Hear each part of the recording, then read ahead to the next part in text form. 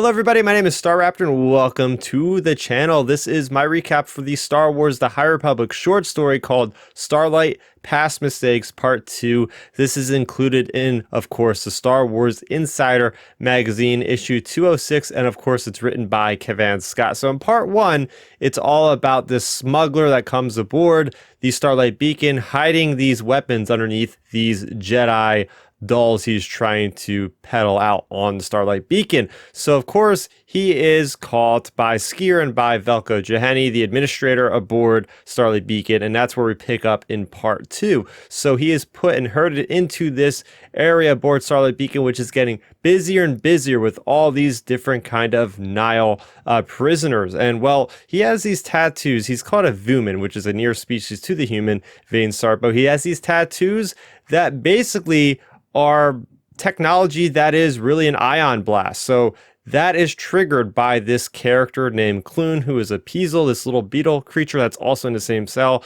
smuggled in this remote that triggered Vane Sarpo's tattoos to trigger an ion disruption, allowing all these Nihil to get out of their cells. And well, they overwhelm the characters of Velko and Sskeer, and they have a lockdown, so they can't get help.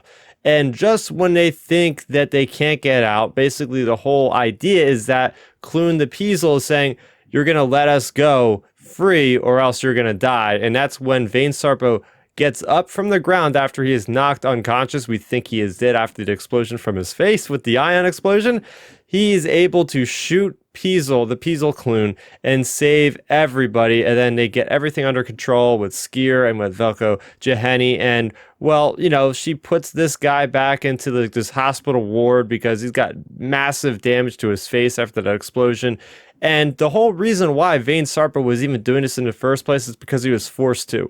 Basically what would happen is if he tried to get away from the Nihil, Clune the Peasel would have that remote to cause pain for him with those tattoos. So it wasn't up to him to join the Nihil voluntarily. And that's what we find out with the conversation between him and the character of Velko Jahen, who also have a bit of history. Vane was actually serving as a volunteer on the front line during the military operations that happened on her home planet of Soikin. And by the end of this story, this issue, we find out that Velko is now steadfast in her belief that she needs to stay on Starlight Beacon. Whether or not things have been getting worse, she knows that it is up to her to help where she can, and that will be on Starlight Beacon. And that is Part 2 of Past Mistakes. That's another short story done for the High Republic, and that is going to do it for this video. So what do you think about this specific story? Let me know in the comment section down below. If you want more High Republic content, you're already in the right place. I have an entire